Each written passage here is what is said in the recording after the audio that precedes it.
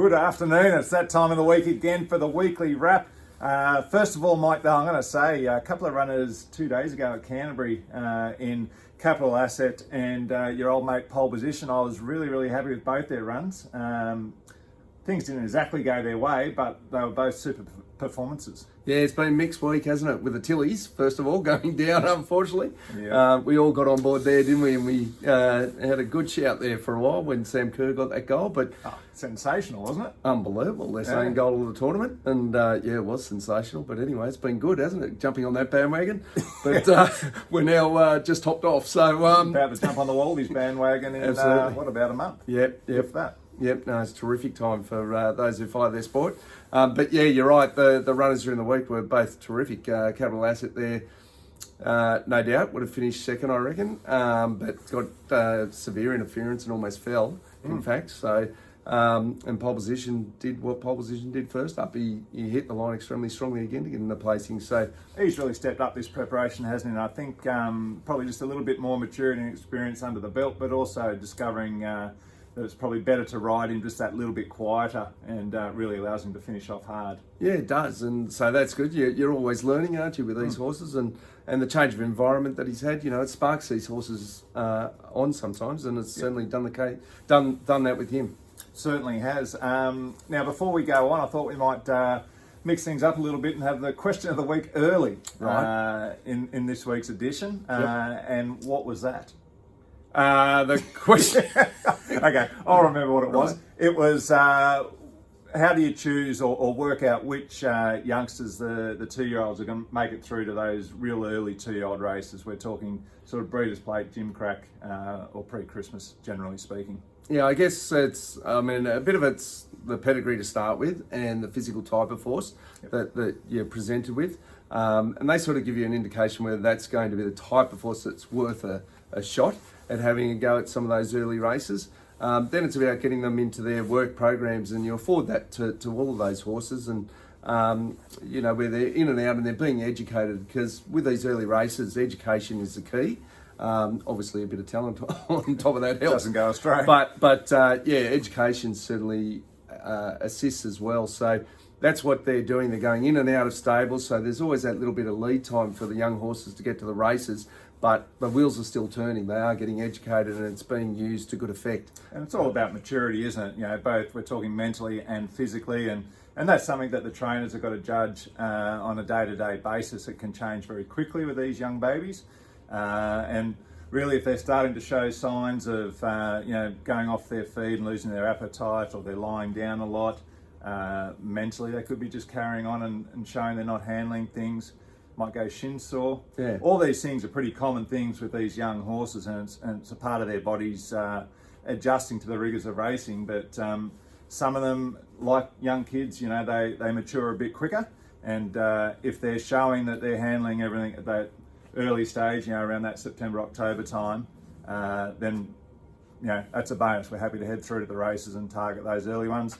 If they're showing those signs they're not ready, well, off to the paddock they go and have a little break before they come back. Yeah, definitely. And those sort of differences in the horses become magnified as you get closer to that barrier trial stage, when the trainers are starting to screw down on the horses that little bit more. So, look, to give you a bit of an example, as we now head to the official 2-year-old trials, which are only 4 weeks away on Monday. So it's incredible that the new season's come around that quickly, and these new babies, the new crop, are not that far away. So it's incredibly exciting for me when you get to this stage of the season. But for example, if we're say to use one of our trainers, Peter and Paul Snowden, with their stable, probably identified about typically about say 30 horses that are worth at this time of year, or suggesting that they're possibly capable, or in the realms of it, of going for some of those early races. Then you get that natural attrition for those various reasons that you pinpointed.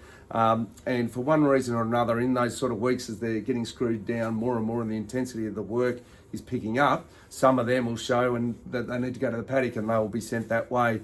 But in the end, when you end up getting to those official 2-year-old trials, which will be, I think it's about the 18th of September, what you'll find is that 30 is probably whittled down to, maybe 9 or 10 or something like that. So just depends on the year, obviously, and the mix of horses that you got. But that shows you that sort of natural rate of attrition, and that's obviously a fairly strong 2-year-old stable as well, because at those official trials you probably get 65 or 70 horses in total there out of the total foal crop of about 16,000. So it shows you how difficult it is to get there, but there are processes that you can employ, and that's in the selection of the horses, but also in the training of the horses that helps you get to that end. 100%, and I am excited that we've got a number of ours actually this year that are on that path. We're getting closer and closer to it, and we've still got a number of horses that are well and truly on that path, showing they're a chance of getting through. So fingers crossed over the coming weeks that we might see a couple there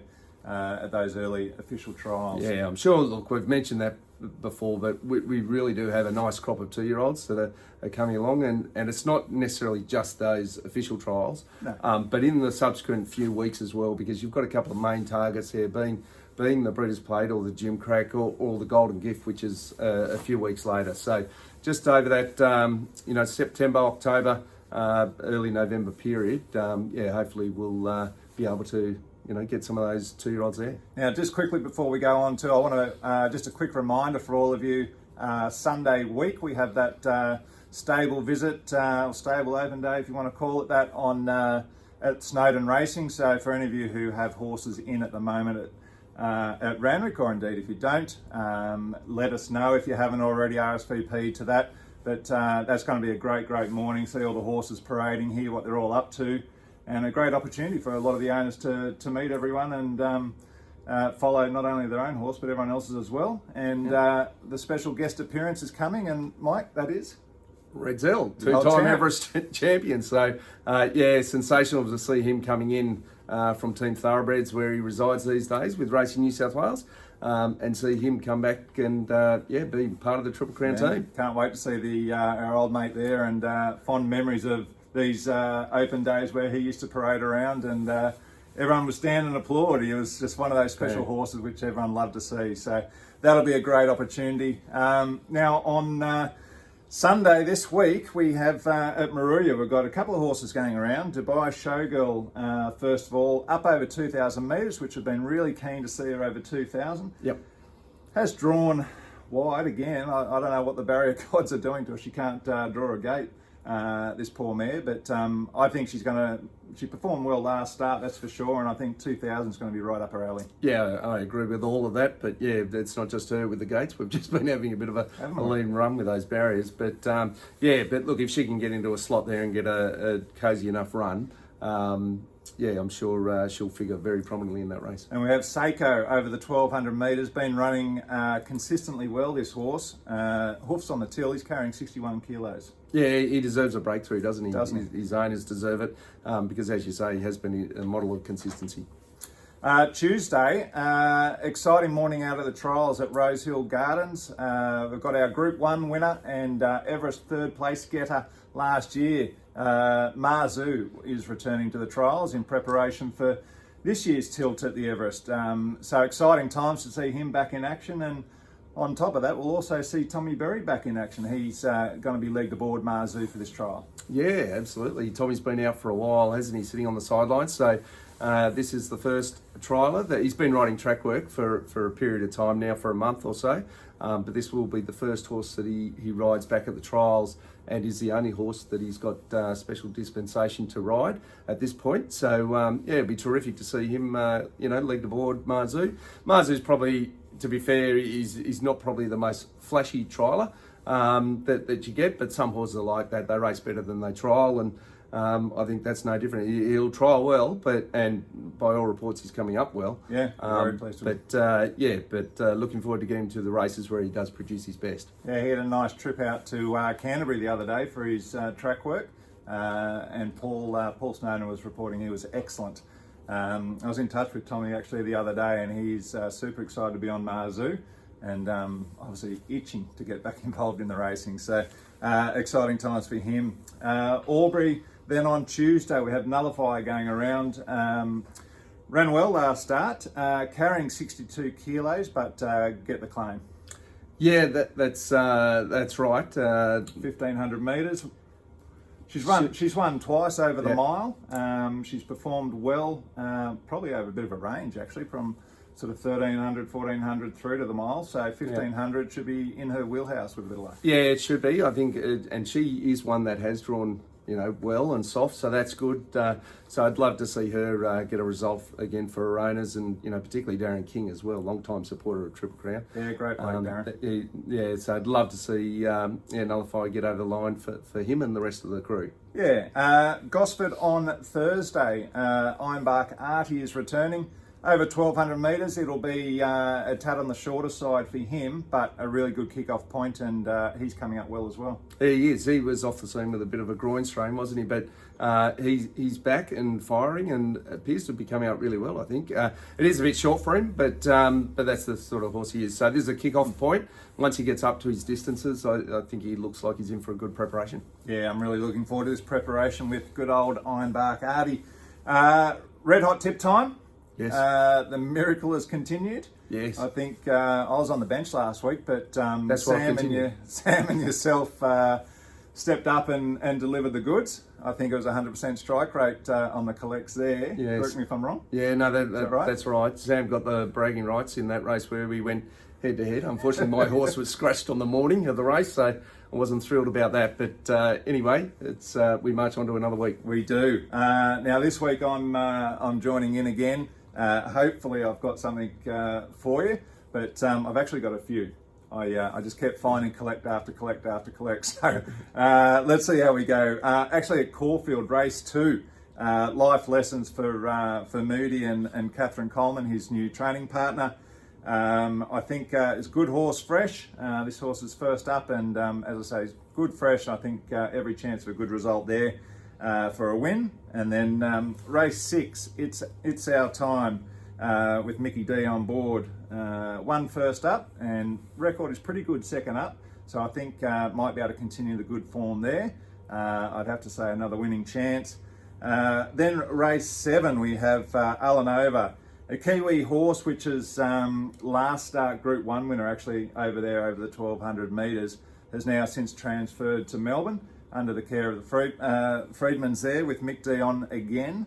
I think a really good each way chance. Money for jam, really. And then I couldn't resist race 8, Cylinder for Godolphin with Blake Shin on board. I think you've covered pretty much every horse that's stepping out and racing. I thought you were laughing at the odds that horse is going to be at, but no. Well, you may as well fess up now that you've raised it. It'll be a tad short, but look, it's $1.60, but a collector's a collector, is it not? Well, no, it's not when it's $1.60, but anyway. No, fair enough. And then race 9 as well. Won't be a betting one, but I'm certainly interested to watch Tulavula. What? Well, you're covering so many horses. And well, that horse, I've always been a big fan of that horse. As you know, we almost, we tried to buy him, we just couldn't quite get him, and he's gone on to be a ripper. He's won about 1.6 million, but he's drawn the car park, so I couldn't back him this week, but I'm certainly interested to see how he goes. Rightio. So you've what do you got? I've scattergun sort of approach. Yep. Yeah, I've gone the precise missile type approach again. So okay. Buenas Notches is resuming there in that, race mate? 5. You heard it. Race 5 at Randwick, and each way chance and strong each way chance. Likes the wet, has proven first up form. Matty Smith's stable, looking for him to collect the chocolates again. Yep, I nearly went that one myself, but I had to dive down to Melbourne. Yep. All right, guys, I hope there is a collect in amongst that. There's plenty of chances at least. But have a wonderful weekend and have a great time with your family and friends. See you later.